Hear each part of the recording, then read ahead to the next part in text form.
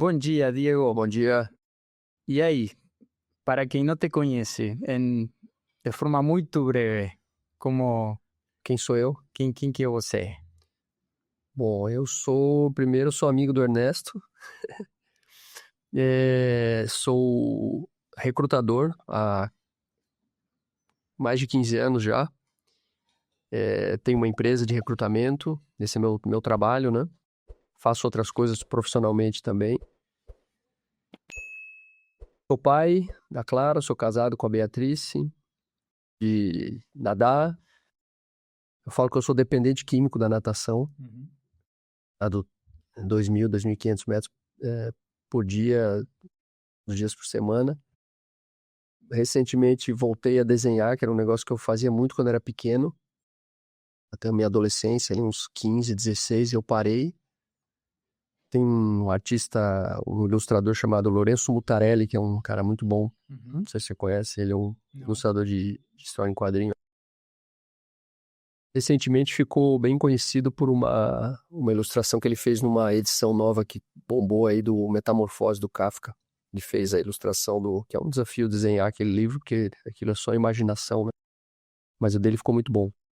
E o Lourenço Mutarelli, ele fala que as crianças param de desenhar no momento que elas aprendem a escrever. Então, todo adulto não é desenhista porque ele troca a linguagem do desenho para a escrita, né? E eu fui um pouquinho mais longe do que as crianças, fui até os 15, 16, mas eu parei. Recentemente eu fiz um curso na School of Life em São Paulo, que é uma escola de filosofia fundada pelo Alain de Botton, na minha opinião, é um dos maiores filósofos contemporâneos. E ele fundou essa escola, que é a School of Life, a matriz é em Londres, mas ele tem unidades no mundo inteiro, e uma delas é em São Paulo. Eu fiz um curso presencial em São Paulo. E um dos exercícios era você pensar nas coisas que você faz e por que você faz, né? E eu tinha voltado a desenhar, assim, de maneira mais tímida, assim. E aí eu pensei, por que eu desenho, né? A pergunta era, por que você faz isso, né? E eu pensei, eu desenho porque é uma atividade que eu posso errar.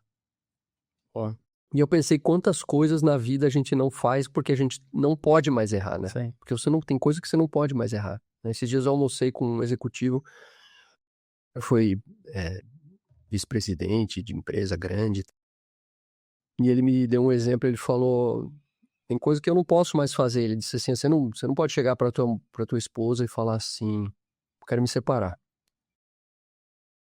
E 2 dias depois falar, não, eu não quero mais.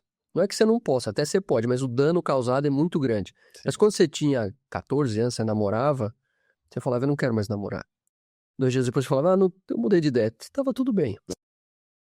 Então, a vida adulta quando você começa a ser reconhecido pelos outros, pelo título, eu sou headhunter há 15 anos. Então você espera que esse headhunter não cometa erro. Eu sou, sei lá, músico, sei lá, sou o Hermeto Pascoal, né? Pô, o cara não pode errar, né? Então, sei lá, qualquer artista, qualquer pessoa que tem uma profissão em que ela é nomeada aquilo, o erro ele cada vez fica menos tolerável, né? As pessoas não toleram o erro, né? Sim. E eu acho que essa para mim foi a maior descoberta dos últimos anos da minha vida profissional, foi assim, primeiro enxergar o outro como uma pessoa com falhas, né? Porque no mundo do recrutamento você é muito pressionado ao tempo todo a avaliar os outros e classificar os outros, se eles servem ou não servem para alguma coisa, né? E isso tem uma função, né? No mundo que as abstrações que nós criamos na humanidade servem para nos organizar, né? Então, se eu estudei finanças, eu vou trabalhar na área financeira, então eu tenho que provar que eu sei contabilidade, eu tenho que provar que eu sei controladoria, eu tenho que provar que eu sei usar o Excel, que eu sei usar o módulo financeiro do SAP e por aí vai. Mas eu erro, eu sou um ser humano que eu posso errar, né? E as falhas, eu acho que esse é talvez o grande desafio da nossa era, graças à internet. Isso gera muita atenção, que é o grande ativo de hoje, né? é o julgamento. Então, assim, julgo o outro como se eu não fosse errar, como se eu fosse perfeito. Então, eu olho pro meu próximo e julgo ele porque ele cometeu um deslize, qualquer deslize. Às vezes um deslize profissional, às vezes um deslize moral. Essas pessoas são passíveis de cometer deslizes e mudar. E dizer simplesmente eu não quero mais, né? Que é uma coisa que também é muito... Que eu acho que é uma coisa do... Acho não, tem tudo a ver com o teu caminho. Que é uma conversa que eu tenho muito com algumas pessoas na nossa idade, né? Eu e você, a gente tem mais ou menos a mesma idade.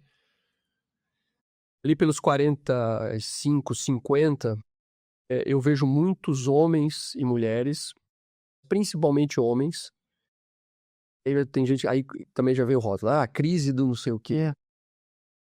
E eu não sei se isso pode ser que tenha uma explicação hormonal, etc., mas eu acredito que, mesmo que tenha uma explicação, o fato é que ela existe, ela acontece, né?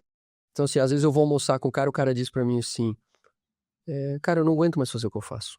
Tô cansei, enjoei. Uhum. Esses dias eu fui almoçar também com um empreendedor, um empresário, o cara tem um negócio legal, ele é um dos mais famosos desse negócio dele no Brasil, super reconhecido, se eu falasse o nome dele aqui, a maioria das pessoas conheceriam ele. E ele foi almoçar com um amigo meu que não tem nada a ver com o que ele faz. Sim. E que não tem nada a ver com o que eu faço. Um cara totalmente fora, né? Eu convidei ele pra almoçar, a gente foi. Eu falei, legal, cara, obrigado por você ter topado. Ele, não, eu que te agradeço e tal, pô, eu tô precisando ver coisa nova. Porque eu não aguento mais fazer o que eu faço. Eu levei um susto, porque eu pensei, pô, esse cara me falando isso, né? Isso, né? Você não acha que o cara vai errar, que o cara vai fraquejar, né? Ele disse uma coisa que eu achei interessante. Ele falou assim, eu começo uma reunião e o negócio dele tem um timing de 2 anos pra fechar. Assim. Então, ele começa um negócio hoje, ele vai concluir com sucesso ou não daqui 2 anos. E ele disse, cara, começa a reunião hoje e eu sei como vai terminar daqui 2 anos. Eu já sei, porque eu já fiz isso 300 vezes. E eu não aguento mais. Eu quero outra coisa, tô de saco cheio. Então, eu acho que isso eu acho que esse é talvez um tema interessante a gente trazer à mesa, né? Porque você tá passando por esse momento e é uma coisa que eu também passo por isso, estou passando por isso. E é uma coisa natural. Eu acho que é uma coisa que a gente tem que levar com menos peso. E na hora que se olha no espelho, não se julgar como julgaria o outro. Porque eu vou me julgar como eu julgaria o outro, às vezes pior do que o outro. Sim. Né? Porque o julgamento do outro, ele é confortável. Ele é fácil. O cara lá. Esses tempos atrás aconteceu um outro fato que eu gosto de ilustrar, porque talvez seja a coisa mais simbólica para a nossa cultura latina, né? Vou dar esse exemplo, que eu acho que é um exemplo da nossa cultura latina, que ele é o exemplo mais gritante da nossa cultura, que é o exemplo da infidelidade conjugal, né? Que o Alain de Botton, que é esse cara da School of Life, fala bastante de vários temas, um deles é esse. Eu tenho estudado psicanálise, o tema do ciúme e tal, é um dos afetos mais discutidos, né, nos consultórios de psicanálise. Uhum.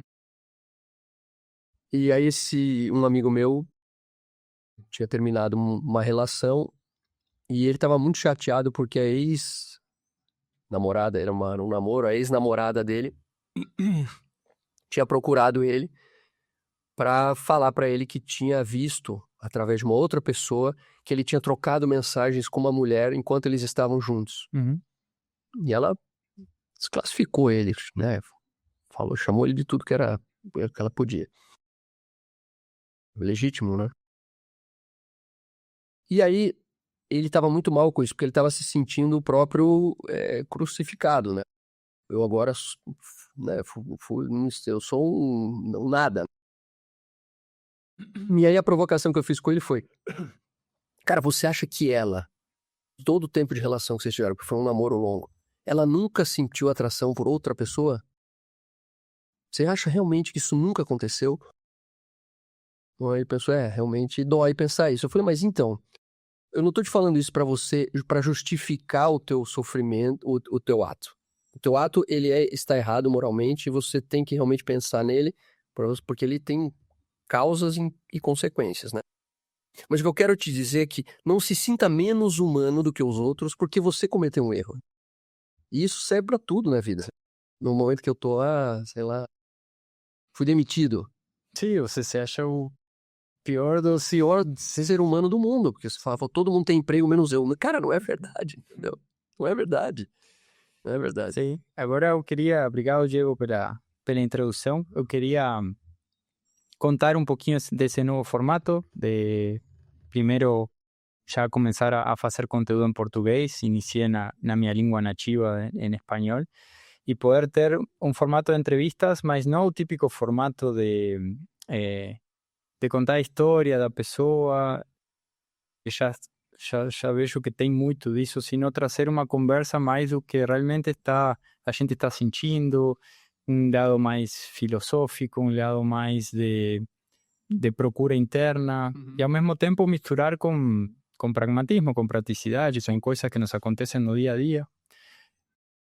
Isso que eu estava falando, para mim, soma muito, porque estou em um momento de mudança, não? Sinto que tem duas perguntas que começaram a bater muito forte em mim, que é o que eu quero da minha vida e como escolher com sabedoria o que eu quero. Ou seja, chegar a definir o que eu quero e poder atingir isso como forma de sucesso, entre aspas, e escolher a coisa certa. Então, por um tempo, sinto que eu escolhi a carreira corporativa, escolhi atender expectativas dos outros como grande eixo condutor na minha vida. Entrei como estagiário e vi que tinha toda uma carreira até chegar a CEO, ficar 14 anos na posição. E agora que eu sinto que reformulei essa pergunta, não estou agindo respondendo essa pergunta, sino que sentia que eu estava no piloto automático e isso me levou a tomar uma decisão drástica de sair desse mundo que eu estava para me isolar um pouco e me dar esse tempo muito valioso de olhar minha vida desde outra perspectiva, porque senão você está como na Matrix, que não... É muito difícil ter essa percepção. E olhar e falar, cara, realmente eu estava no piloto automático. Agora necessito a coragem de saber de que eu escalei uma montanha que, ok, me ajudou em determinados aspectos, mas olhar para outra montanha e ter a coragem e a paciência de descer a montanha que você estava e subir de zero lá embaixo a outra montanha que eu estou sentindo agora. Estou como recomeçando, passa muito pela cabeça isso que você fala, de como me preocupo demais por como outro pode me enxergar, e isso me desestabiliza. Agora, quando eu conecto com o que eu quero, com esse projeto do podcast, que era algo que para mim era um sonho, e eu curto muito desde que você chegou, todo o preparo prévio. Estamos sozinhos aqui, não tem um time aí ajudando, sino que me viro para fazer as coisas para conseguir ter esse projeto sem justificativas. Só o Pedro. Que me ajuda aí à distância e que faz muito bem seu trabalho, mas alguma vez que ele ajuda no preparo, já é com a gente. E sentir que eu preciso passar esse caminho, que não vai ser um caminho simples, mas que é um caminho que vai me conectar mais com essa essência, com isso que eu quero. Y siento que algo valioso, que algo que no muchas personas se dan a chance de pasar, pues no es fácil, porque tienen que sostener el día a día. Yo tengo una familia, tengo 3 filhos. Agora, para mí fue un proceso interesante, sí, de falar para meus filhos que eu já não era mais o CEO da empresa que eu trabalhava, não me definir por isso. E, bom, agora o que você faz? Papai está fazendo podcast, ao mesmo tempo estou trabalhando para empresas, proyectos, más en una carrera portfolio de no trabajar para un único CNPJ, sino estar con varias fuentes de renta en paralelo. Só que eso no se construye, no es que pulo y ya estoy en otro escenario súper bonitinho, ya pego, sino que una línea que tiene muchas descidas, muchos momentos que eu acordo confuso, que eu acordo ansioso. A vezes vem essa coisa, será que eu volto naquilo? Porque te puxa uma identidade que você formou por muito tempo, e isso tem uma força que para sair dessa inércia leva tempo, leva um esforço grande. Tudo isso que eu estava falando agora, tentar conectar com isso, falar assim, realmente eu estou em um exercício de me desprender de um rótulo, de uma identidade e entrar em outro caminho, que se aproxima mais do que eu quero, mesmo sem ter absoluta certeza ainda do que estou construindo, como que eu estou construindo enquanto caminho eu vou construindo o caminho, isso não é algo que eu tenho já desenhado, mas tem como coisas que para mim fazem sentido, abrir para várias fontes de renda, não estar somente com um único cliente e uma única fonte de renda, e sentindo que teu tempo está ditado por esse cenário. Pelo menos para essa etapa da minha vida, por muito tempo fez sentido. Não estou falando de que CLT estou contra. Acho que nessa etapa que eu estou, vou fazer 44 anos e ter esse olhar.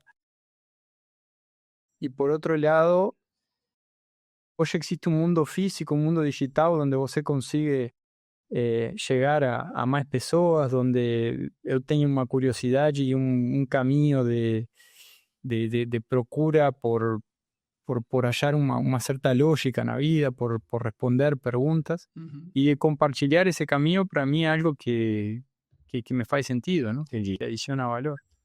São muitas coisas, né, Ernesto? Acho que primeiro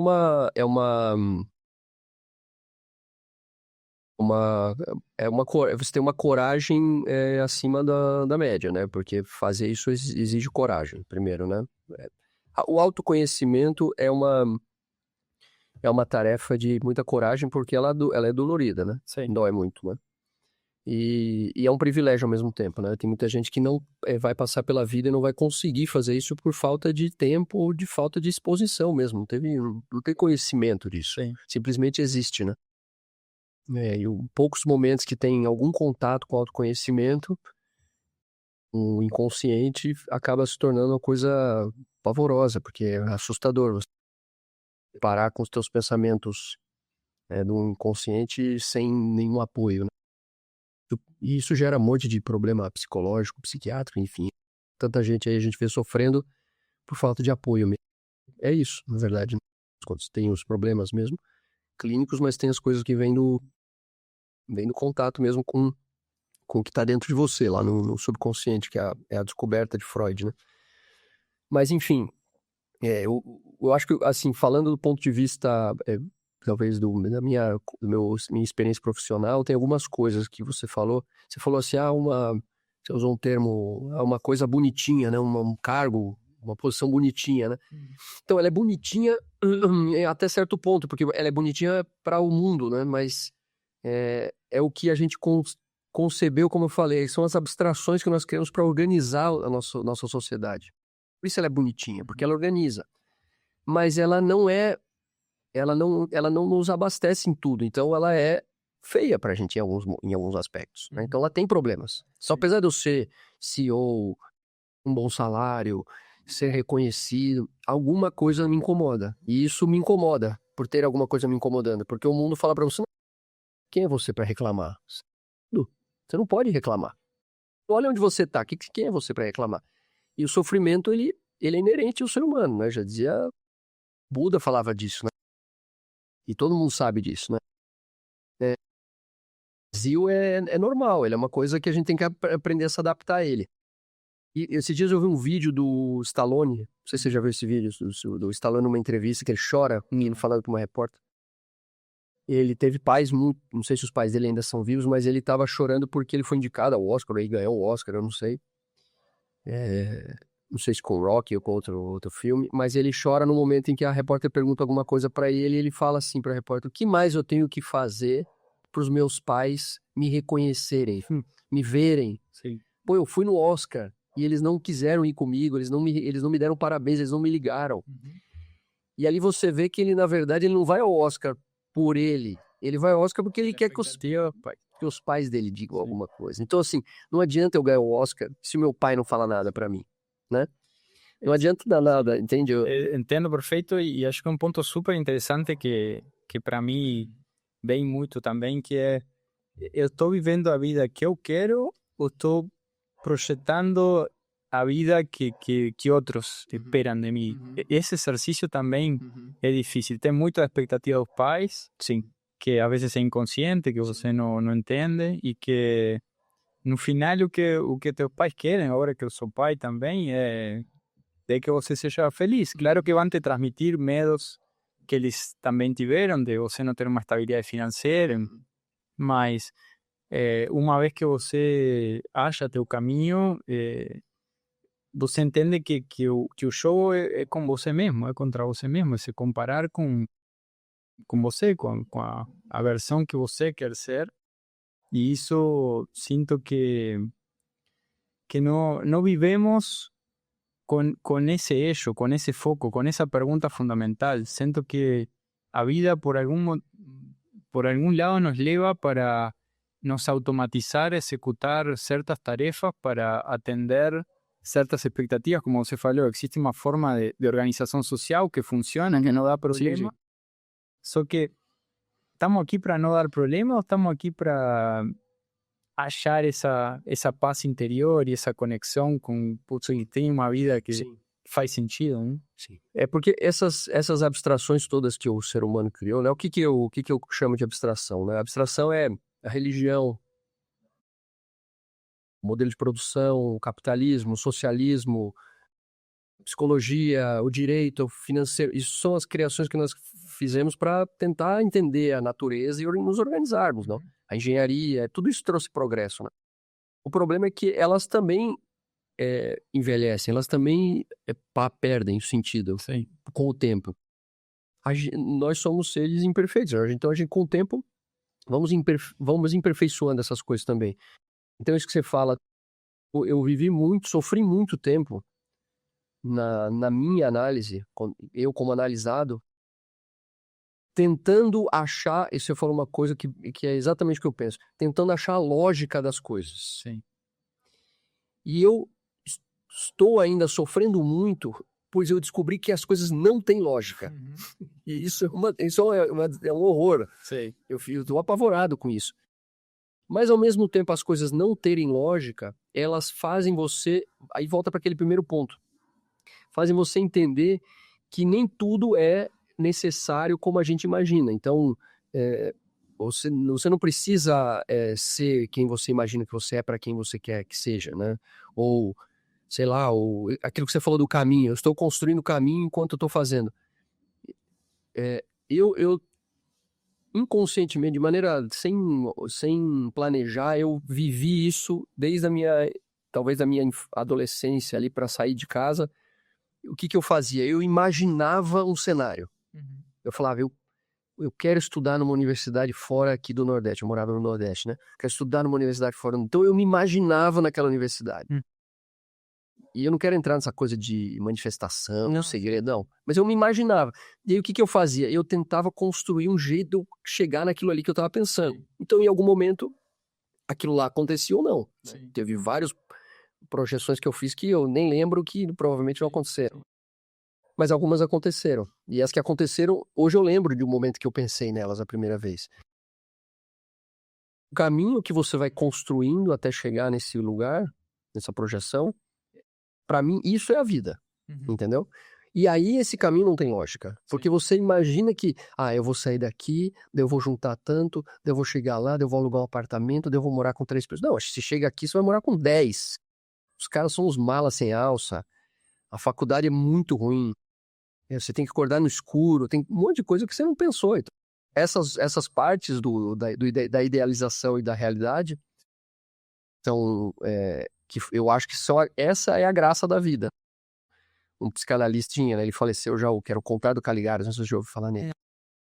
Ele era italiano, mas morou muito tempo no Brasil. Ele morou nos Estados Unidos e no Brasil, mas ele teve filho no Brasil, casou aqui, fez a vida a maior parte do tempo aqui. Tem vários livros publicados, então é um cara interessante você pesquisar. Vou te dar um livro dele de presente, que foi o último livro dele.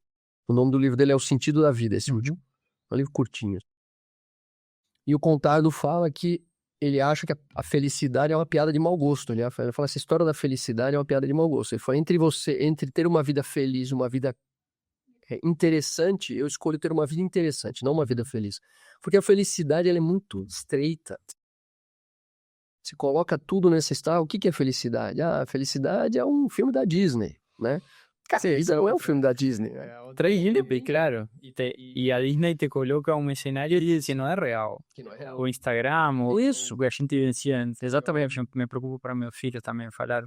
Cara, qual é o modelo de ideal de vida? E eu vejo muito mais esse trabalho interno, essa introspecção que eu vejo muito nas empresas, a diferença de quem fez um trabalho interno preço de quem não. E como incentivar isso a nível familiar. Eu venho de uma família onde meus pais separados, não era uma família Estruturado. não existia como sentar na mesa, conversar. Entendi. Então, para mim, a conversa, agora estar fazendo esse podcast, para mim é muito simbólico, porque é trazer um exercício da conversa de que eu tive que aprender a conversar. Até hoje aprendo cada dia, não? A falar, bom, como Senta numa mesa e conversa. como sentar e conversar e realmente trazer aquilo que é relevante, não aquela tudo bem, um pouquinho a conversinha mais para aquecer e a típica do clima, não sei o que, chega uma hora que, cara, eu tenho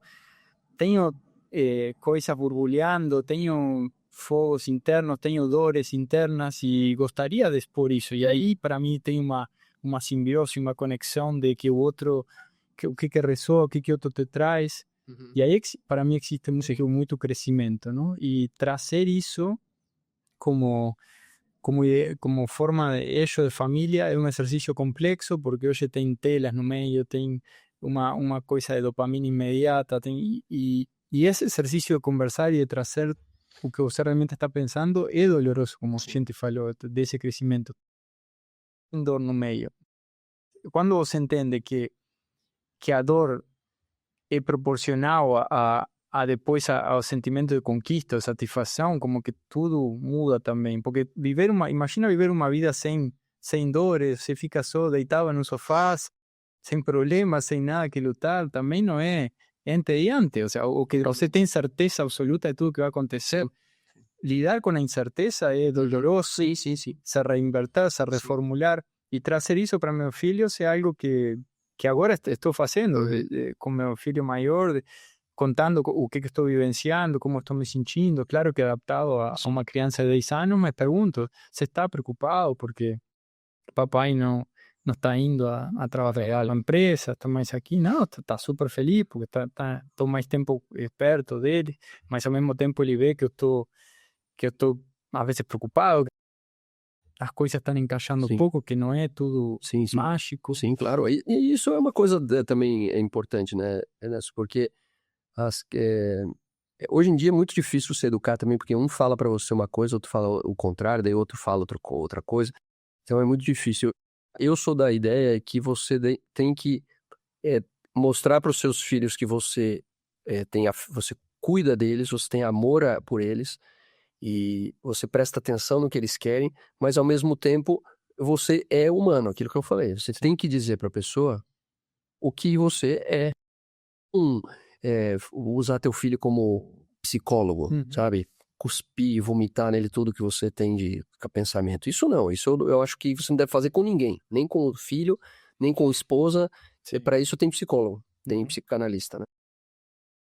E eu acho que mas você mostrar pro teu filho que apesar de tudo você é frágil, e que a vida tem problemas, é saudável. Você tem que mostrar pro teu filho, as pessoas morrem.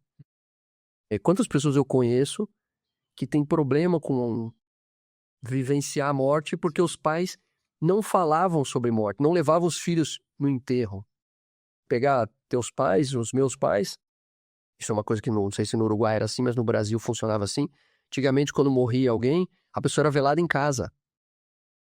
Iam lá, a pessoa morria, porque morria normalmente em casa. Não tinha essa coisa da UTI que tem hoje.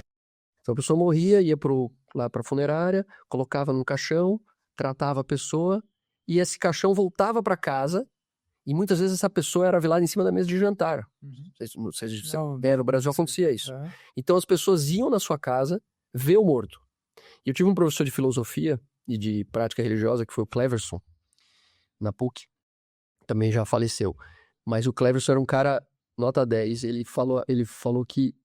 Eu lembro disso que ele dizia assim, você sabe qual é o papel do velório? O papel do velório é você acreditar que aquela pessoa morreu.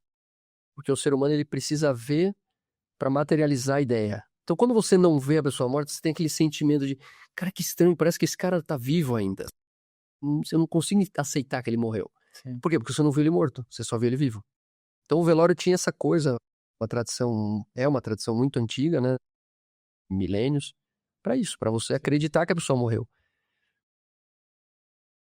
Isso as pessoas não, hoje privam as crianças disso, porque, vou levar meu filho de 4 anos para ver um caixão com morto dentro. Esse menino não vai dormir. Mas talvez ele tenha que passar a noite acordado mesmo, pensando, caramba, as pessoas morrem. Sim. Porque um dia o papai vai morrer, a vovó vai morrer, o vizinho vai morrer, o cachorro vai morrer.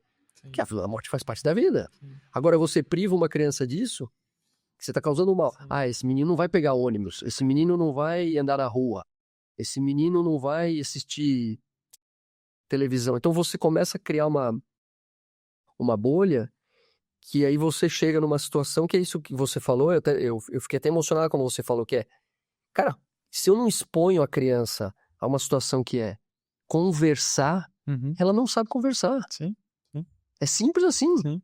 Se ela não sabe conversar, ela não vai aprender. Se ela não sabe o que é afeto, ela não vai ter afeto, ela não vai conseguir dar afeto. É um aprendizado como desenhar, como escrever, como falar, como andar. Só que essas outras coisas são sobreviventes. E aí você vê que a escolha da vida é muito mais do que a escolha que a gente foi, né? Porque, bem, o que eu entendo do sistema escolar é que ele vem da parte industrial, de você ter como as pessoas olhando para frente, obedecendo a alguém. E isso, como você falou no início, que para mim ficou muito, muito marcante.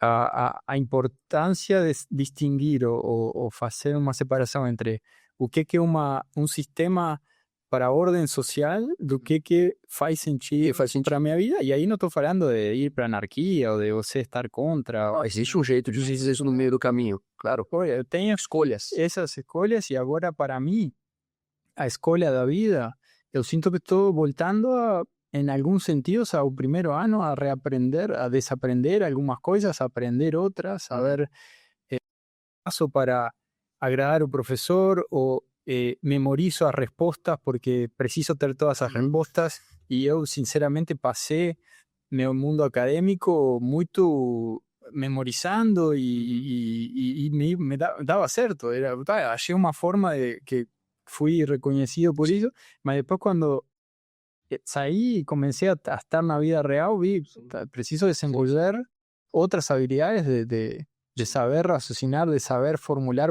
a pregunta certa, de que muchas preguntas tienen varias respuestas, no existe una respuesta única como esa de cuál es mi próximo paso, qué yo siento que gustaría de hacer o que seria ideal para meus filhos no mundo que vivemos. E aí vem, não sei, o que vai ter é mudança.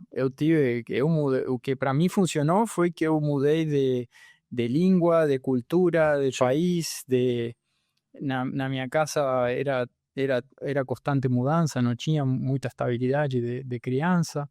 Então todo esse contexto paradoxalmente me deu uma certa autonomia e liberdade que eu acho que se meus pais tivessem me educado de forma muito sobreprotetora, sim, claro. não sei se eu teria avançado na vida com... Porque a vezes tem que ter essa coisa de tolerar a incerteza, de aceitar mudança, aceitar desafio. Você é um cara que teve sorte e você provavelmente eu te conheço, você é um cara de bom coração, né? Então, mas isso é um mecanismo de defesa, na verdade. O que a psicologia explica que filhos que vivem em ambientes instáveis, crianças que vivem em ambientes instáveis, elas desenvolvem duas saídas. Ou ela vira uma pessoa altamente empática, ou ela vira uma pessoa com traços narcisistas. Você claramente não é um cara narcisista, então você é um cara empático. Então, só que a empatia, ela tem defeitos também, como tudo na vida tem defeitos. E quais são os principais defeitos da pessoa extremamente empática? Ela é muito receptiva. Então, tudo que é oferecido para ela de maneira positiva, ela cata. Inclusive, é perigoso porque essa pessoa, ela pode se aliar. O narcisista pode encontrar essa pessoa e aí vira na psicologia que eles chamam de parceria de sintomas. Então, eu sou o cara que recebo e você é a pessoa que exige. E isso vira uma parceria de sintomas. E o narcisista é manipulador, é terrível. Ele é sedutor e tal. Então, mas a lógica da pessoa com empatia é, cara, eu entendo o mundo. Eu entendi o funcionamento disso aqui, então eu vou fazer desse jeito aqui. Ah, se eu for simpático com o cara da padaria, é capaz de eu ganhar um pão de graça dele. Se eu vou ser simpático com o cara da padaria. Esse é o pensamento da pessoa empática, né? Mas ao mesmo tempo ela se abre demais. Sim. E acaba recebendo, fazendo coisas que são contra a vontade dela. Sim, Para ela quer agradar e passa por cima da própria identidade. Identidade, né? Só que essa coisa da identidade, né, Nessa, ela é uma coisa que ela vai sendo construída, né? Ela vai vivendo uma coisa. Né? Eu passei por um processo eu tô falando bastante de psicologia, psicanálise e tal, porque eu passei por um processo de autoconhecimento, estou passando ainda, mas eu fui diagnosticado em 2021, eu nunca lembro se é 21 ou 22, que já faz 5, 6 anos, com transtorno de bipolaridade. Sim, você né? me falou. E agora eu posso dizer que eu sou uma pessoa estável, eutímica, como eles falam na psiquiatria. Então, um cara que eu consigo dormir, eu consigo comer, eu consigo pensar nas coisas de maneira clara, como eu antes. Só que eu passei 40 e poucos anos da minha vida vivendo de um jeito que eu não sabia, que eu estava completamente. Eu destoava da realidade. Né? Não sei se você lembra, você era um dos caras que falava assim, cara, eu nunca vi um cara para responder tão rápido as coisas que eu mando. Ainda acho isso. Então, eu tinha uma vantagem em relação ao mundo, que era isso, eu era muito rápido. Sim. Só que isso é um traço do meu transtorno. Isso não é positivo. Isso eu pago um preço por isso, né? Claro. É bom, mas eu pago um preço. E preço físico mesmo. O cérebro envelhece mais rápido. O conteúdo que você posta, para quem não sabe, Top Boys e LinkedIn, tudo, parece que você está constantemente conectado. Que na verdade existe um planejamento. Planejamento, exatamente. Mas assim, é uma coisa, é um traço da minha personalidade, né? E a questão do próprio tratamento, tem gente que me encontra hoje, depois, meus amigos de infância, a minha própria esposa, minha mãe, meu pai já é falecido, a minha mãe, minha irmã, gente que convive comigo muito tempo, ou conviveu comigo muito tempo e me conhece muito intimamente por muito tempo, essas pessoas dizem pra mim, cara, você mudou, você tá diferente. Mas eles não falam num tom positivo só, falam num tom negativo, como se eu tivesse perdido um pouco da graça. Claro. Então, quando você se conhece, algumas coisas que você fazia que eram ruins, até pros outros, fazem falta pros outros, por mais mal que ela fizesse pro outro. Isso é uma coisa que eu descobri com o tratamento, e eu acho isso muito maluco. E aí tem uma frase da Clarice Lispector que ela escreveu numa carta que ela mandou pra irmã dela, que é assim, até os defeitos nós temos que tomar cuidado com qual nós vamos tirar. E a gente nunca sabe qual defeito sustenta o nosso prédio inteiro. Então, assim, o momento que você se purifica, você fica perfeito, que é aquilo que eu falei no começo, a gente falou no começo, é ruim. Sim. Não é legal você ser o cara, o nice guy o tempo todo, entendeu? Você tem que ter problema. Sim. Você tem que ser um cara imperfeito. E eu acho que essa é a nossa vantagem, por exemplo, hoje com a inteligência artificial. São as imperfeições. Eu vejo no LinkedIn, por exemplo. Eu acho que eu, cada vez mais, vou ser reconhecido no LinkedIn pelos meus textos, porque eu não uso inteligência artificial. Não consigo usar aquilo. Eu acho muito chato. E você já aprende a identificar quando já se Agora já caiu. Claro. E não sei se você já viu os teus filhos usando, identificando inteligência artificial. Você já viu isso? A minha filha, que vai fazer 13 agora, lê um texto, ela na primeira linha ela faz isso aqui, é inteligência artificial. Eu vejo ele se identificando no vídeo. Foto e vídeo. No vídeo, sim. Aí ele fala. Na hora. Então eles têm uma capacidade que a gente já não tem. Então isso para mim é... Aí fala, inteligência artificial. Cara, ela ajuda muito, mas tem coisa... No, y hablando de humano, me lembró de algo que quería trazer na conversa. Eu, quando era criança, minha mãe tinha muito tempo um filme, várias vezes e chorava toda vez, o mesmo filme. Eu veía ele constantemente, não? Muitas coisas internas, mas a gente acaba não conversando. E um dia eu falei, vou tentar entender o que é essa história. Esse filme era nada mais nem nada menos que a Sociedade dos Poetas Mortos. Um filme que me emociona hoje de falar. Me atravessa a alma de ponta a ponta. Esse filme é pesadíssimo.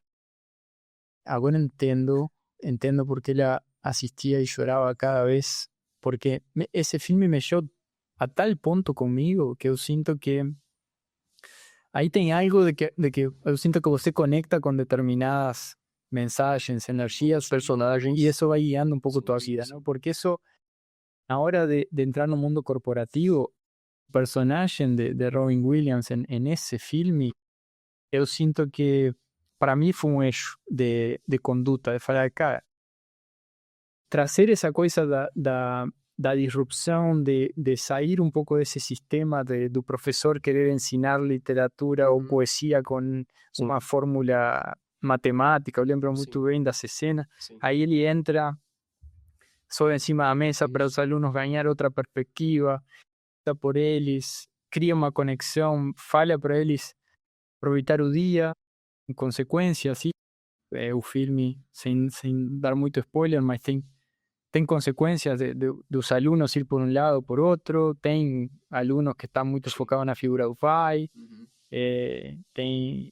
isso para mim ficou muito gravado, porque depois quando eu comecei no mundo corporativo, eu sentia que eram dois caminhos, era como executar o playbook de memorizar e copy-paste e fazer o que o mundo corporativo fazia, ou entrar em uma conexão mais genuína com as pessoas, com o time, trazer a voz de cada em como fazer essa sinfonia agradável, cada tocando sua música. Claro.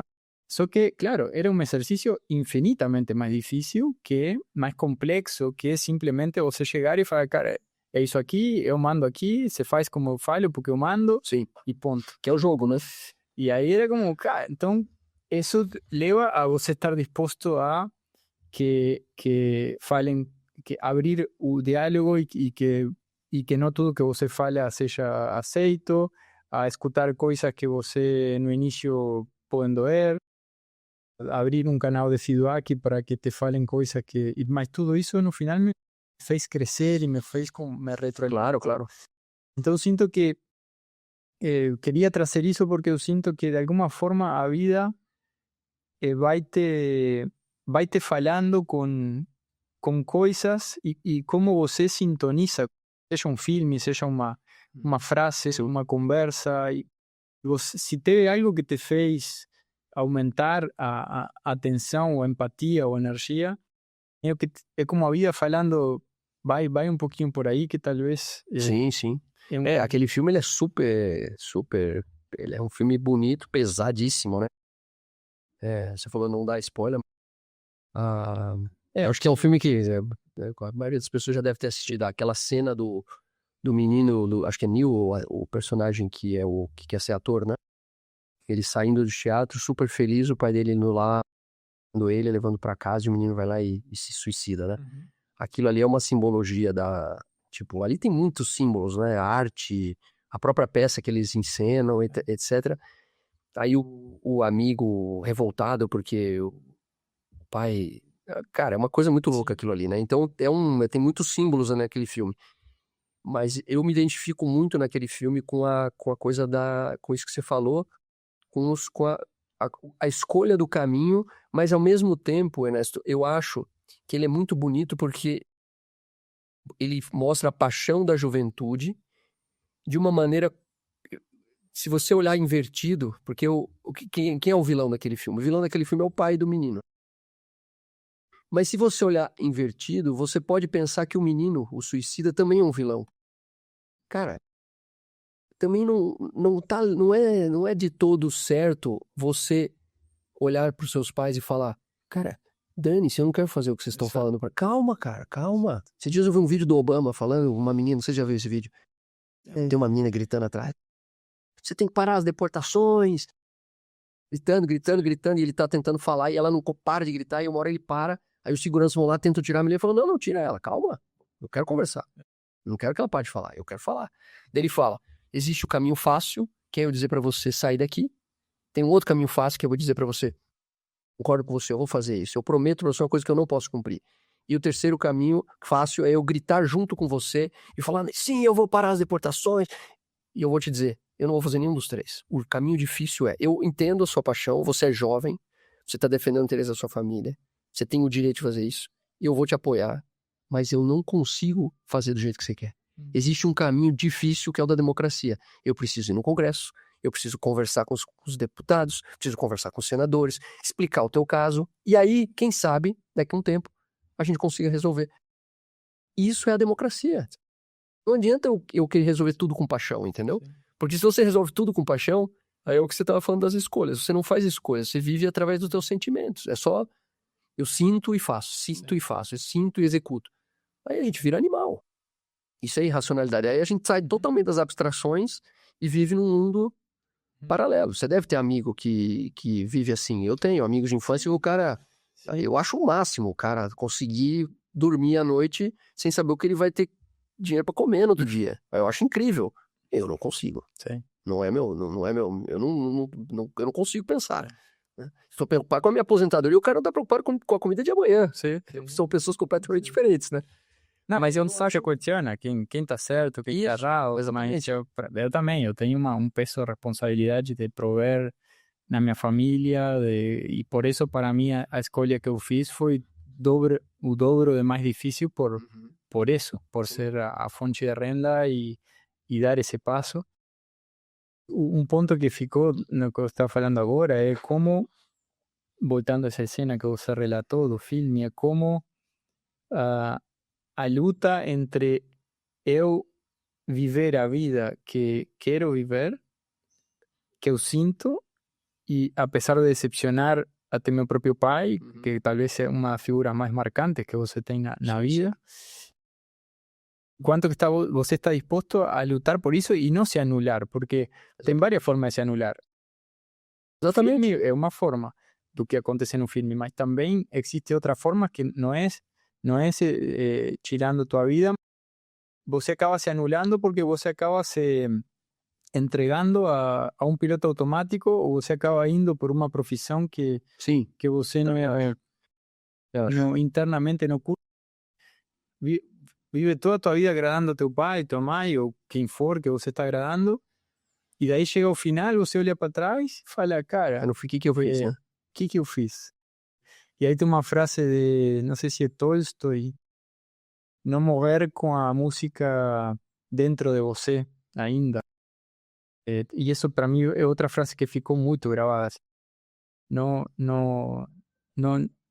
que não aconteça isso, que você não sinta que está morrendo, mas com a música ainda dentro de você, que você não conseguiu colocar para fora. E uma das coisas que me fez mudar nessa fase que eu estou é pensar nisso, falar, cara, eu quero olhar para meu filho e transmitir a importância de ir na procura de seus sonhos, não? Sim. E para mim existia um diálogo imaginário com meu filho, ou com meus filhos, falando, tá, pai, mas você fala isso pra gente, mas você, até que ponto você fez isso com a tua vida, não? E isso para mim foi algo que me marcou também, de falar, cara, assim, quanto é consequência, mas ao mesmo tempo, como você falou, não ser inconsequente de entrar em um mundo muito idealizado e que no final Sim, exatamente. tem boleto para pagar E assim, tem que achar esse equilíbrio, exato. E assim, e a gente escolhe os boletos também que a gente quer pagar, né? Isso eu acho que também tem uma coisa. E que boleto eu quero pagar, né? Qual é o tamanho do boleto, qual é o boleto, para quantas pessoas, isso tudo são escolhas que nós fizemos. Inconsciente ou conscientemente, nós fizemos essas escolhas, né?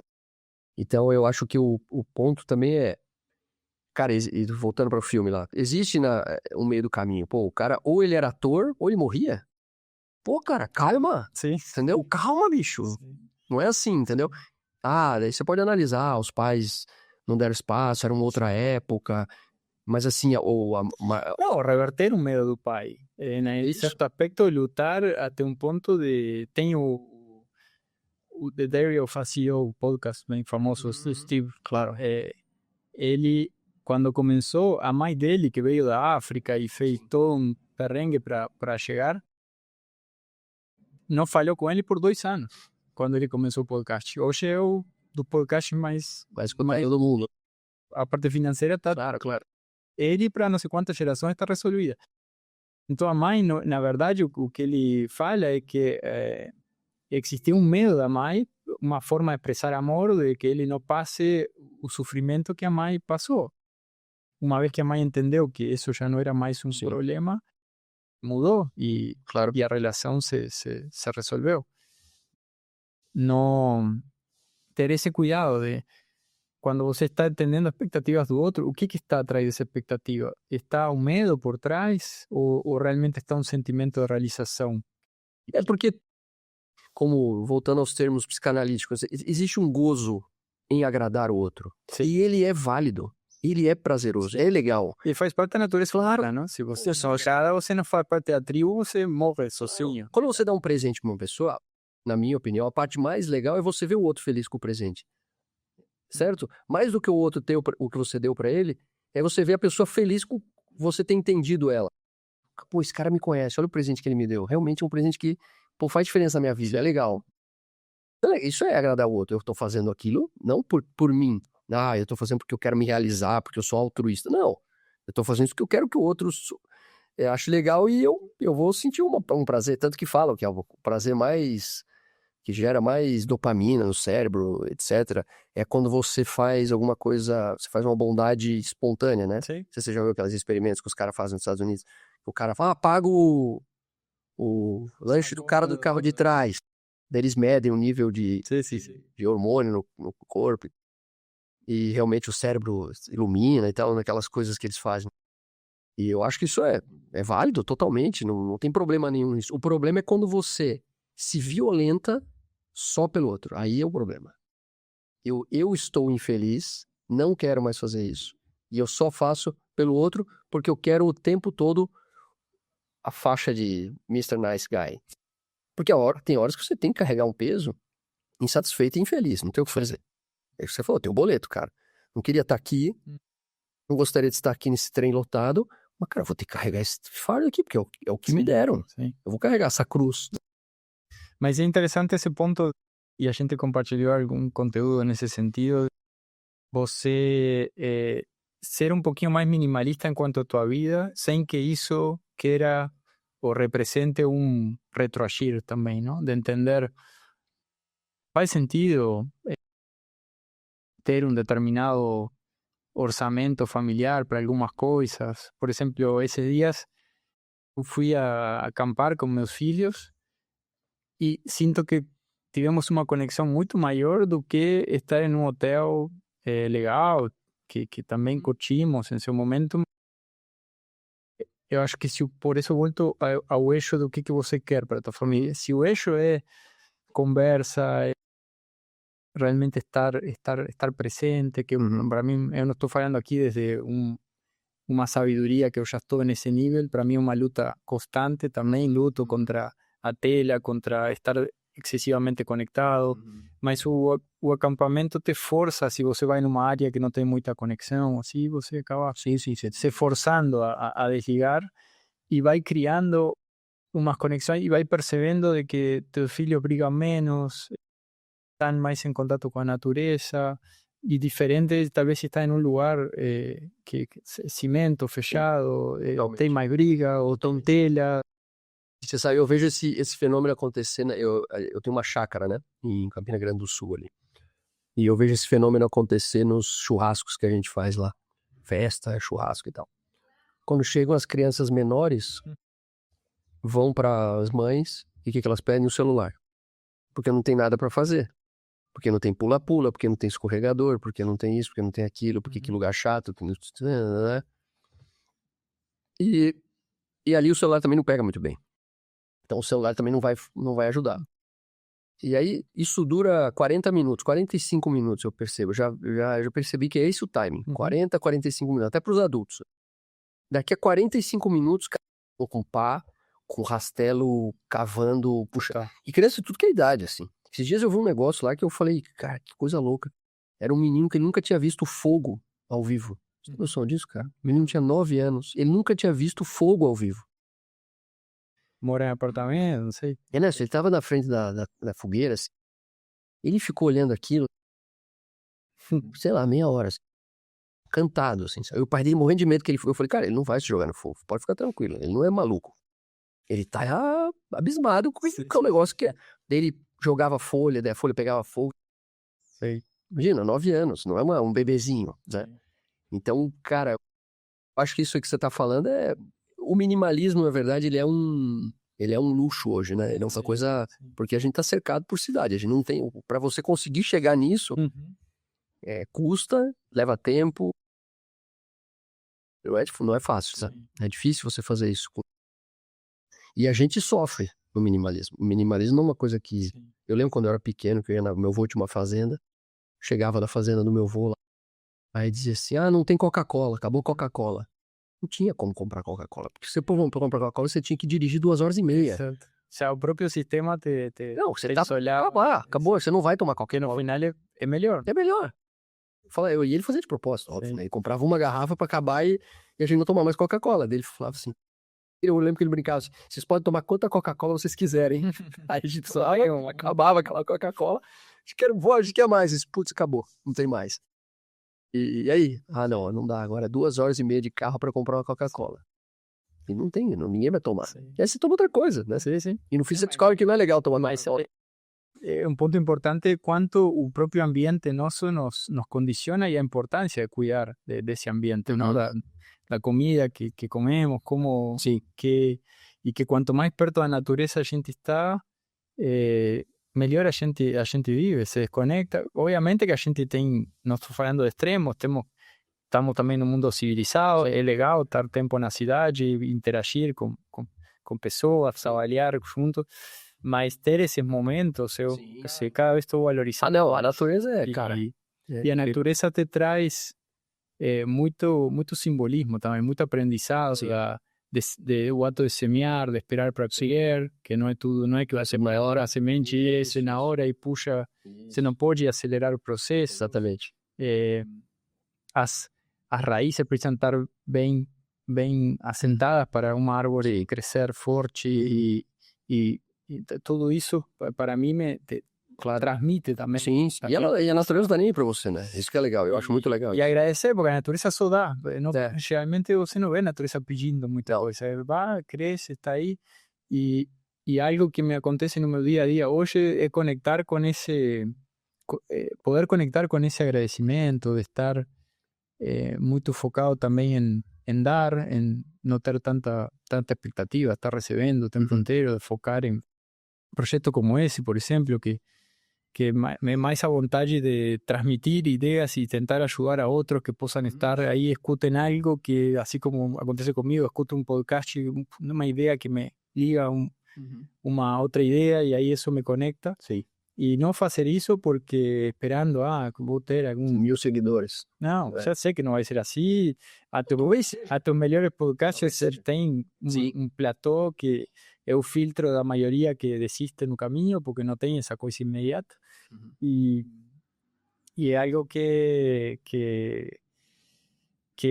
me parece que é uma energia importante de manter, mas ao mesmo tempo uma luta, sabe? Porque acordar com agradecimento, conectado com isso de forma genuína, sem já dar lugar à preocupação e a o que eu tenho que... Já tenho agora nessa etapa, por exemplo, já tenho que ter resolvido minha vida, como vão ser meus novos clientes, como vai ser minha nova agenda, meu novo trabalho. E se eu entro nesse espiral, entro num nível de ansiedade maluco, assim, que não consigo soster. Então é como, peraí, mas olha a família que eu tenho, meu filho, eu vejo meus filhos acordando, vindo me abraçar, me dar bom dia, falando... Coisa que você não fazia, né? Não. Você Porque eu tava já quilômetros Exacto, aqui, né? ya estaba, quería ser el primero en llegar para dar o exemplo, o último ir embora. Era parte e naquele momento fazia isso sem a consciência de... Mas você sabe que essa história que você falou do primeiro a chegar e o último a sair? Tive um cliente muito legal aí, que ele saiu do Brasil e foi trabalhar na Noruega. Imagina, o cara foi executivo no Brasil e tal. Acho que tinha morado fora em alguns países também, mas nunca tinha ido para países nórdicos lá, né? Noruega, Suécia e tal. Aí disse que ele, primeira semana ele trabalhando, ele tinha um chefe que era norueguês, e a empresa era norueguesa dele. Todo dia ele terminava o trabalho dele, umas 6 horas, ele ia lá na sala do chefe dele e dizia tudo que ele tinha feito. Ó, fiz isso, fiz isso, fiz isso, fiz isso, fiz isso. O cara, obrigado. Fiz isso. Aí disse que na sexta ou na segunda, sei lá, depois dele ter feito isso uma semana, o cara perguntou pra ele, cara, deixa eu te perguntar uma coisa, por que você vem aqui me falar o que você fez? Ele falou, porque você é meu chefe, eu tenho que te falar o que eu fiz. Ele falou, não, cara, eu te contratei pra você fazer, não pra você me dizer o que você... Eu acredito que você vai fazer, fica tranquilo, não precisa me contar. E ele falou que aquilo ali foi a primeira vez na vida que ele falou, ninguém tá nem aí pra o que eu faço. Eu, na verdade, só tenho que fazer o meu trabalho. E a história do chegar mais cedo e sair mais tarde, eu tinha essa loucura também, que eu tenho que trabalhar, eu tenho que entregar. Não, eu vou mandar um e-mail hoje, porque se eu mandar amanhã de manhã, o cara vai dizer que eu não entreguei no dia que eu disse que eu ia entregar. Aí o cara, você falou, não, eu vou mandar na quarta. Aí você manda quarta-feira, 8 da noite. Mandei na quarta. O cara vai te responder na outra quarta-feira. Ele nem viu ele nem lembra que dia é aquele. Então essas coisas também, é isso que a gente tá falando das imperfeições, né? Acho que esse aprendizado do trabalhar com erro, com a imperfeição, cara, isso é um alívio absurdo. Sim. Absurdo. Você saber que eu erro, o outro erra. E também esse ponto do mundo corporativo, não fiquei pensando nisso. Das tuas crenças, na verdade, não são eficientes. Tipo, ser o primeiro a chegar e o último a ir embora. Ou seja, é pior. Hoje eu olho isso e falo, eu não estava transmitindo necessariamente produtividade. Talvez eu estava transmitindo, sim, ação, esforço, comprometimento, mas... Às vezes o cara te olha e fala, putz, esse cara não tem vida, só trabalha. E se eu olho a roda da minha vida, cadê a família, cadê as relações, a saúde? O exemplo que você está dando é ruim, na verdade, né? Então, no final, era algo que talvez no curto prazo podia ter certo impacto, mas realmente é algo sustentável, realmente é o que eu quero transmitir. E depois fui mudando isso, passei a ter horários diferentes, a cuidar muito mais da minha energia, a ter um protocolo de manhã que eu gosto aqui na minha casa, de começar o dia alinhado, e aí me sentia muito mais produtivo, fazer pausa, porque outra crença que eu tinha era que tinha que ter reunião uma atrás da outra, sem parar, sem literalmente, sem respirar, sem ir para o banheiro. E isso era, supostamente, era produtividade. Aí, a fazer essas micropausas, oxigenar a cabeça, ter dias em donde não quero ter reunião, quero pensar, e não quero que minha agenda seja reunião, reunião, reunião. Perguntar para que tanta reunião realmente precisa, não pode ser, não podemos achar uma forma diferente. E aí perceber de que muitas vezes a reunião era un síntoma de que existían procesos que no estaban alineados, automatizados, sistematizados. Entonces, como llegar en ese entendimiento que até hoy yo siento que es algo que acontece, principalmente en empresas, en todo tipo, familiar, corporativa, mas siento que tem muito isso. Agora está esa discusión de voltar 100% presencial también, como que parece que no se tem uma confianza de que a pessoa puede ser productiva si no está siendo monitorada. O que não quer dizer que você não tenha momentos onde eu sinto que eu acho que várias coisas nessa discussão, né? Uma delas é a questão do convívio social, né? Eu acho que isso é um problema. Você longe, você não tem convívio social que você tem online. Não, as coisas não acontecem do mesmo jeito.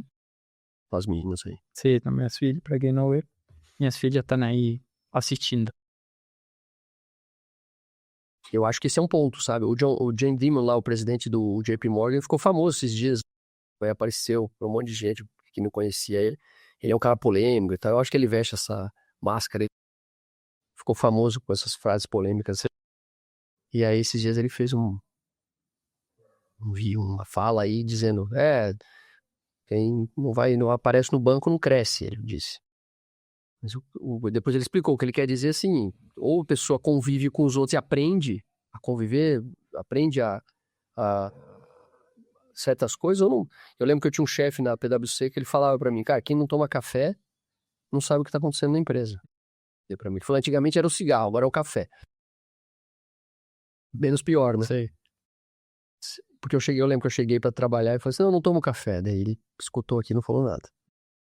Aí passou um dia assim, ele me chamou, falou, deixa eu te falar uma coisa, cara. Se você não aprender a tomar café, você não vai saber as coisas que estão acontecendo na empresa. Você vai ter que tomar café.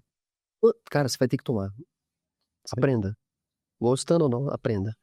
E ele que me ensinou a tomar café. É uma coisa insubstituível. É como tudo que a gente tava falando ali. Tem que chegar às 7 e sair às 9?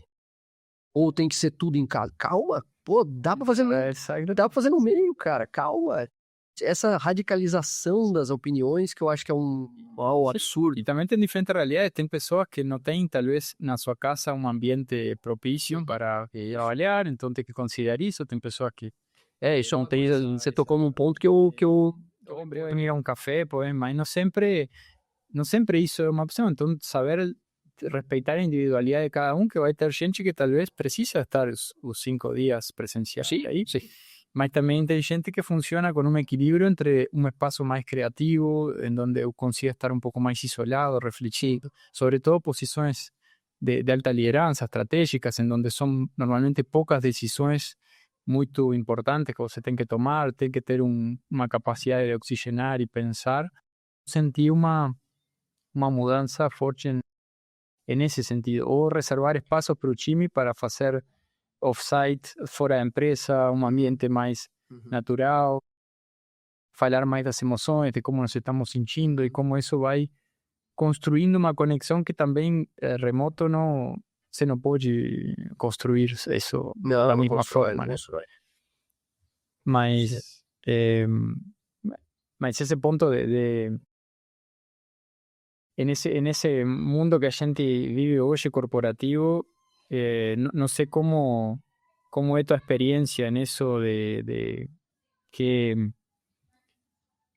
pontos críticos você, para tentar trazer un poco a actualidad ao que você está haciendo hoy en día na Muda, qué pontos críticos você ve en ese mundo corporativo, eso da carrera más portafolio versus carrera en una única empresa, que Olha, né, só acho que tem muitas coisas, mas assim, isso que você tá falando sim, com certeza, a visão de que eu não sou o João da empresa X, né, eu sou o João.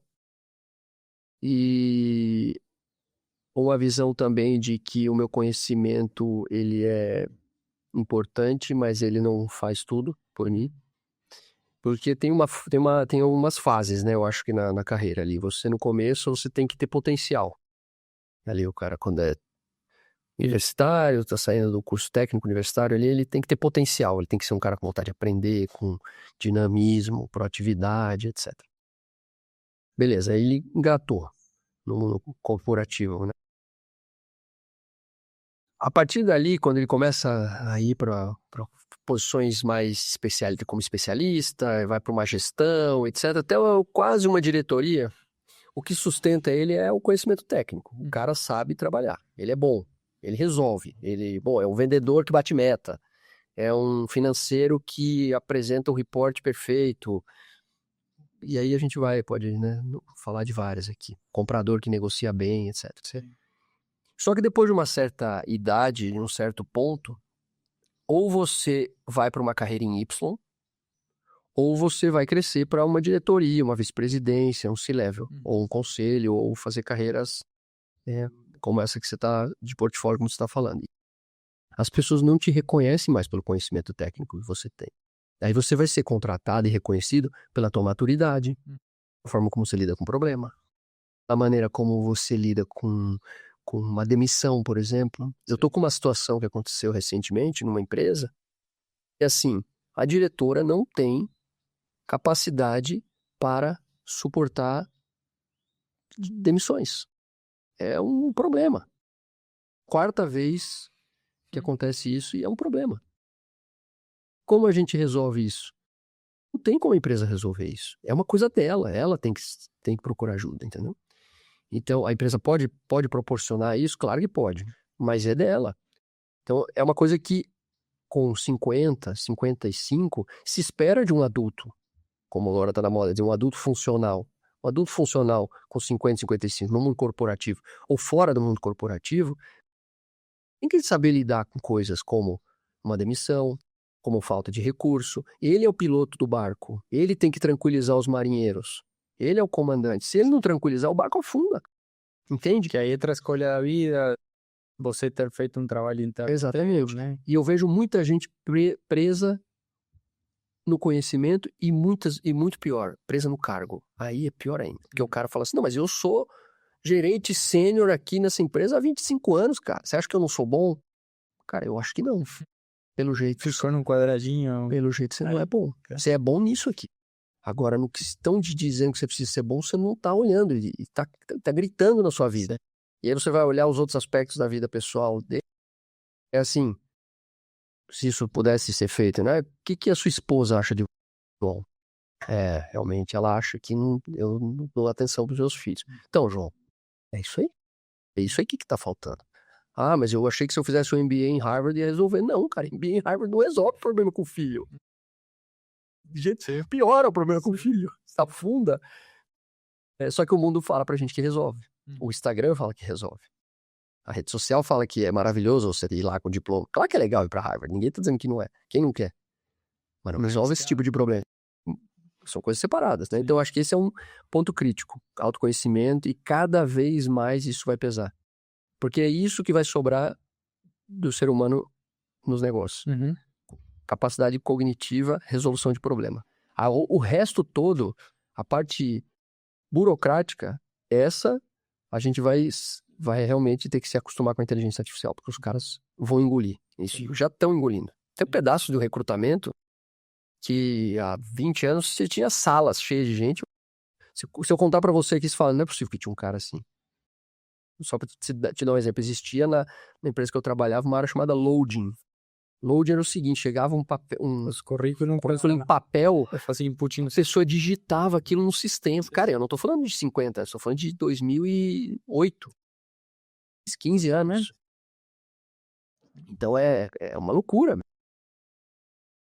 Então isso vai acontecer. Outras coisas que eu acho que mudaram muito é a maneira como a gente... E esse é um ponto novo na minha visão, para mim, né? Um ponto novo para mim. A maneira como a gente se relaciona globalmente vai mudar. Então, o eixo de poder não é mais Estados Unidos e Europa. O eixo de poder agora é Estados Unidos e Europa e China. E no Brasil, geograficamente, está muito longe da China. Então, a gente não reconhece a China pelo que ela realmente é hoje. A China hoje é uma potência muito diferente do que ela era há 20 anos. 100%. Uhum. E eu acredito, e tenho certeza, na verdade, muitas das coisas que a gente vê hoje nos Estados Unidos e na Europa, a China está 50 anos na frente. E a gente nem encostou nisso ainda aqui no Brasil. E a gente está pensando na China com aqueles produtos de plástico que vendiam nos camelôs no centro, made in China. Existe aquilo também. Sim. Mas aquilo ali, não, aquilo não é mais a China. A China é uma outra coisa. Até semana passada, mês passado, eu entrevistei um executivo brasileiro que está na China há 16 anos, que é o Liu. Sim, eu vi no teu newsletter. Isso. Até o Liu foi a gente que mandou ele para lá, há 16 anos. Foi uma das primeiras pessoas que eu coloquei no mercado. E ele hoje é o diretor-geral da Citrosuco lá na China. E você conversa com ele, você vê, cara, desculpa, é uma coisa do outro mundo. Se você fala com pessoas que fazem negócio na China e com a China, há 20 anos, Xangai tinha 2 estações de metrô. Hoje tem 100. Antigamente você tinha que fazer tudo de avião. Hoje tem trem-bala que vai de norte a sul, leste a oeste. Os caras em 20 anos. É que é o poder do longo prazo, como eles conseguem ter um pensamento de longo prazo. Isso. Os planos econômicos de 5 anos lá. Acontece, aqui a maluquice é você estar 4 anos, aí desconstrói tudo para construir isso por 4 anos, e aí você não tem. Exatamente. Tem isso. Então, assim, a maneira como nós enxergamos o mundo vai mudar. Existirão questionamentos fundamentais na sociedade que vão atingir diretamente os negócios. Maneira de gestão, a maneira de relacionamentos humanos, isso vai mudar muito. E nós seremos velhos muito rapidamente. A gente vai falar de um tempo e as pessoas vão falar, ih, esse cara aí ficou para trás. Ou a gente entende como esses caras pensam e adapta, não estou dizendo que a gente tem que virar chinês do dia para noite, ou a gente vai ficar para trás. Por exemplo, o Liu fala lá na entrevista, se você leu, não sei se você leu, ele fala que existe uma máxima no Ocidente, ou o que eu vou falar aqui é polêmico, tá? Mas não é minha opinião, mas é polêmico. Que existe uma máxima no Ocidente de que os governos democráticos, liberais, são a melhor opção para uma economia. E a China provou que não. E é verdade, é o que ele está falando. Errado ele não está. Agora, qual é a consequência de não ser democrático e liberal? Tem a repressão. Você chama o Xi Jinping de ditador. Mas funcionou. Sim. Se você faz uma pesquisa na China social, talvez o cara que não responde, ele morre. A pobreza na China é infinitamente menor hoje do que no Ocidente. Pobreza, miserabilidade é muito menor. Sendo que o socialismo levou a pobreza, seria a própria Venezuela, Argentina. Exatamente. E eles são socialistas, entre aspas, né? Mas eles não são mais, né? O China não é um país socialista há muito tempo, né? O que era o socialismo real, né? Mao Tse Tung. Mas, enfim, o que eu quero dizer é que esse eixo de conhecimento, de entender o que é a China e o que é os Estados Unidos e a Europa, isso aí mudou bastante. E eu acho que esse é um trabalho para os empresários e os empreendedores olhar para a China. China é um farol que a gente ignora no Brasil. A gente não pode mais fazer isso. E enquanto executivo, quando você olha os CEOs referentes nas empresas, que tanto você sente que eles estão conseguindo entender como funciona sua energia, cuidar de sua saúde, de seu corpo, até que ponto ainda está essa visão de super-homem que tem que fazer tudo e o CPF ou a saúde fica fora, né? Eu acho que a performance é o problema, sabe? O performance no sentido de performar, todo, só desempenho. Sim, todo isso marcado num contexto de alta performance, mas como essa equação na tua cabeça funciona ou como você vê que realmente a alta performance pode ser? É que eu acho, Ernesto, que assim, ó, alta performance é uma coisa discutível, né? O que é alta performance, né? Para mim, para você. Então, assim, esses dias eu fui conversar com um amigo meu lá em São Paulo, que é CEO também, eu posso falar o nome dele, que é o Peixoto, e ele até colocou esse trecho dessa nossa conversa no livro que ele publicou. Porque ele disse pra mim, a gente tava conversando e eu disse assim pra ele, não, eu não trabalho muito. Eu não sou o cara, eu sou o cara que, eu sou tranquilo. Eu não acho lá nada legal esse negócio de alta performance, isso é uma besteira. Ele falou, você acha besteira? Ele falou, você come regrado, não come como? Você falou pra mim que você nada 2.000, 2.500 metros, você vai na academia todo dia, você acorda cedo, você dorme cedo, você lê, você faz Pô, como que você não é alta performance? Você é. Aí eu pensei, pô, é verdade, eu faço o que esses caras falam pra fazer. Está alinhado com a melhor versão que você quer ser para você. Exatamente. Só executar isso de forma natural. Isso, natural, sustentável, exatamente. Mas eu, por exemplo, fui agora pra praia em janeiro, tomei 2 litros de cerveja por dia, entendeu? Zero alta performance. Baixa, performance negativa, se eu olhar. Só que isso pra mim, hoje, se eu pensar nesse contexto, pra mim faz parte de alta performance, porque isso é parte da minha vida também. Certo. Porque se eu for pra praia e os caras estiverem tomando cerveja, meus amigos, e eu falar, não vou tomar cerveja, vou tomar água. Pô, eu não participo do momento ali com eles, entendeu? E é legal estar ali com os caras, entendeu? Ir no supermercado, comprar cerveja, escolher, colocar o gelo, faz parte do... O Cortella fala, o cara que vai no churrasco pra comer, não entendeu o que é um churrasco. Exato. Sim. Então, eu acho que a performance... Performar a alta performance que é o problema. E as empresas, eu vejo que elas entendem isso no momento em que isso reflete na estabilidade do profissional. Entendeu? O cara, porque tem a ver com aquilo que eu estava falando com autoconhecimento no começo. Que assim, eu estou aqui com você, tem um problema, como eu reajo a esse problema? Como eu resolvo esse problema? Eu te contratei para você resolver esse problema. Qual é o meu papel nesse momento como CEO da empresa? O que eu tenho que fazer? Saiu uma notícia no jornal destruindo a minha empresa. Por exemplo, aquele dia que aconteceu aquele acidente horroroso aqui em Curitiba de uma empresa lá que explodiu, morreu um monte de gente. Qual é o papel do senhor naquele momento? O que o senhor tem que falar? Como ele tem que se apresentar publicamente? Que gestão ele faz da crise momentaneamente, instantaneamente? Se não é uma pessoa centrada, se é uma pessoa que dorme mal, que come mal, que não tem espiritualidade, que não lê um livro, bomba relógio. Sei, claro. A hora que aconteceu o primeiro problema, ele explode. Sim. Junto com a explosão, lá, usando a analogia, não fazendo piada de mau gosto, a pessoa explode. Ela não aguenta, é uma pressão que ela não suporta. Então, a alta performance, para mim, o autoconhecimento que gera alta performance, ele tem que se tornar uma coisa. Se você quer ocupar um cargo de gestão, você quer liderar um negócio, você quer ser referência no que você faz, você quer tomar as rédeas da sua vida, tem um preço. Sim, escolhas difíceis, um pouco o nome do podcast que é o Caminho Largo, Isso. Caminho Longo, que para mim... Você fala isso, tua primeira fala. Para mim existe muito essa luta de grande parte para mí de avançar e de progressar na vida é ter essa capacidade de você limitar um pouco esse sentimento da recompensa a curto prazo, ou tentar sempre achar a saída no curto prazo, no atalho, e estar disposto a um pouco que falamos da natureza, a semear, a colher na hora certa, ser capaz de não ter essa recompensa tão de curto prazo e postergar isso para o longo prazo, de poder como pasar essa fase incômoda de dor ou de desconforto, mas que depois no final te leva a um sucesso maior, né? Muito bom, Diego. Acho que foi... Estamos quase 2 horas. Sim, Não, quase, né? Quase eu passo.